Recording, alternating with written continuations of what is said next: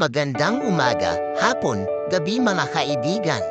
Ako po ay narito upang magbigay pugay at pasasalamat sa ating Panginoon.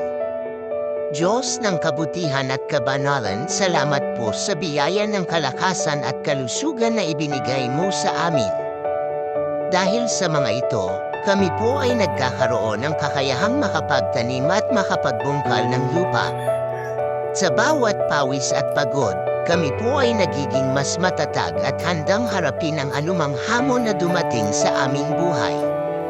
Nagpapasalamat din kami sa mga halamang ugat na aming natatamo mula sa lupa.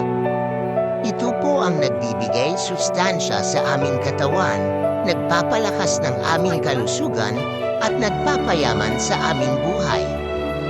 Sa bawat pagkakataon na kami ay makapagbungkal ng lupa, kami po ay naaalala na ikaw ang pinagmumulan ng lahat ng ito. Ikaw ang nagbibigay ng buhay sa bawat butil ng binhi, at ikaw rin ang nagpapalago sa mga ito. Salamat po sa pagmamahal mo, sa patuloy na paggabay at pag-aalaga sa amin. Kami po ay nagpapakumbaba at nagpapasalamat sa lahat ng iyong mga biyaya. Kami ay nagtitiwala na patuloy mo kaming gagabayan sa aming mga gawain at sa bawat araw ng aming buhay.